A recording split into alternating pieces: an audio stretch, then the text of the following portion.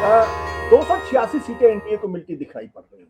जाहिर सी बात है, इसमें वो शिवसेना का आंकड़ा नहीं है और साथ ही साथ नीतीश कुमार का भी वो आंकड़ा नहीं है। To be fair with the numbers, तो 286 की सीटें ये बड़ी प्रिकेरियस सिचुएशन पैदा कर सकती है बीजेपी के लिए, क्योंकि ये बहुत कंफर्टेबल सिचुएशन नहीं। हालांकि जब नीतीश कुमार नहीं निकले थे, तब जो सर्वे किया था उस वक्त उनका सीएसडीएस का सी वोटर का कहना था कि 360 सीटें उनको मिलती दिखाई पड़ रही थी और नीतीश कुमार के जाने की वजह से 21 सीटों का घाटा लग रहा।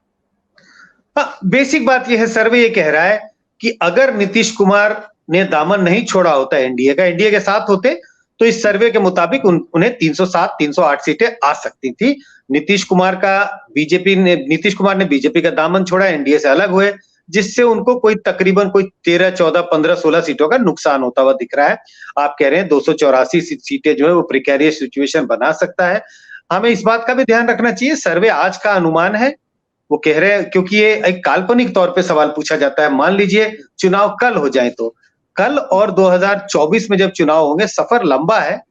बीजेपी अपनी साख ऊपर भी कर सकती है, उनकी साख नीचे भी गिर सकती है। लेकिन मान लीजिए 284 सीटें भी हों और सचमुच कल ही अगले महीने चुनाव हो रहे होते, तो प्रिकेरियस सिचुएशन नहीं है। आखिर मेजॉरिटी है और इतनी थिन मेजॉरिटी नहीं है जिससे ये लगे सरकार गिर सकती है कभी भी। तो ठीक है, बीजेपी के लिए निराशा जरूर होगी, क्योंकि उनकी सीटें ज्यादा थी, उनका प्रभाव ज्यादा था देश की राजनीति में 2019 के चुनाव के नतीजों के हिसाब से, उससे उनमें उनके सीटों में गिरावट होता हुआ दिखाई पड़ता। लेकिन प्रिकेरियस सिचुएशन, जो आपने शब्द इस्तेमाल किया, सरकार जाने की स्थिति, जैसा मध्य प्रदेश में कांग्रेस ने सरकार बनाई थी, वैसी सरकार तो नहीं दिखती है। और मध्य प्रदेश की सरकार का क्या हुआ हमें पता है। ठीक है राहुल देव जी, 10 साल शासन करने के बाद अगर उसके बाद भी अगर 286 सीटें मिलती हुई दिखाई पड़ रही, अपने आप में बड़ा अचीवमेंट तो माना जाएगा इसको। क्योंकि अगर 2004 में जब मनमोहन सिंह की सरकार बनी थी 145 सीटें मिली, तो 10 साल बाद जब चुनाव हुए तो सीटें घट के हो गई 44।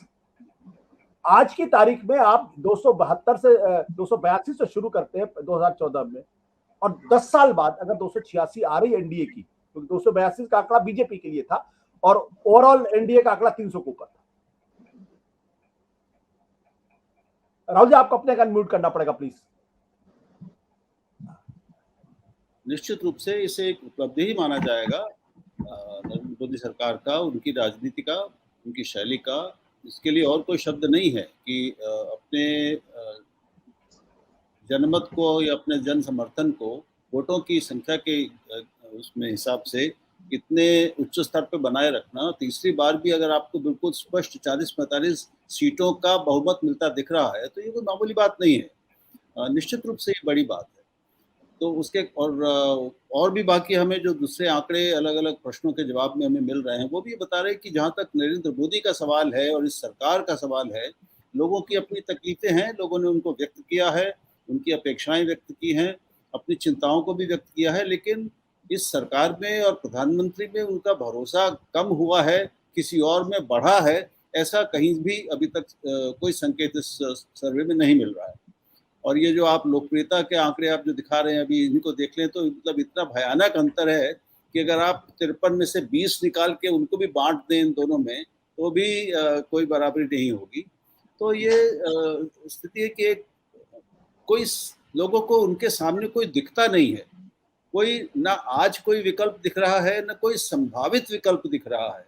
यानी लोगों को ये भी कोई आशा या नहीं है कि 2 साल बाद कोई संकल्प खड़ा हो सकता है, विकल्प खड़ा हो सकता है, और उसकी कुछ तैयारी दिख रही है। तो लोगों ने बिल्कुल मान लिया है कि ये तो रहने वाला है, और लोग कम से कम इस सरकार और प्रधानमंत्री से संतुष्ट दिख रहे हैं, यही मानना पड़ेगा। बट लेकिन राहुल जी, यहाँ पे सवाल इस बात को लेकर यह है कि जब महंगाई, बेरोजगारी जैसे मुद्दों पर जनता बड़ा स्पष्ट तौर पर लगातार कह रही है और ये मानती है, 56% लोग कहते हैं बहुत गंभीर समस्या है बेरोजगारी की, जो बेरोजगारी के आंकड़े उसमें भी, उसके बावजूद ये रिफ्लेक्ट क्यों नहीं करता जो विपक्ष की पॉलिटिक्स है या मोदी की लोकप्रियता में क्यों नहीं रिफ्लेक्ट करता?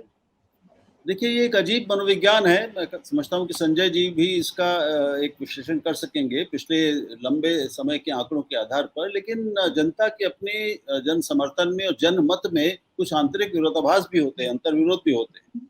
आपको याद होगा कि जब नोटबंदी हुई थी कितनी बड़ी संख्या में लोगों को कितनी जबरदस्त तकलीफ हुई। उसके बाद 2 साल कोविड के गुजर गए। कोविड में ऐसा कौन है जो प्रभावित नहीं हुआ, जिसके किसी न किसी रूप में जिसने दुख का, कष्ट का और उसका अनुभव नहीं किया। आर्थिक कष्ट तो हुए, लोगों की नौकरियां गई, लोगों की बहुत तरीके, उसके बावजूद उनकी लोकप्रियता में कमी नहीं दिख रही है। तो लोगों को एक ये अजीब तिस्म है, रहस्य है, इसको समझना पड़ेगा कि अपनी सारी तकलीफें उठा के भी लोगों के मन में नरेंद्र मोदी पर, उनकी सरकार पर, उनकी क्षमता पर एक ऐसा विश्वास बना हुआ है जो इन सारे लोगों की ही परेशानियों से, उनकी तकलीफों से, कष्टों से भी विचलित ज्यादा नहीं होता दिखता।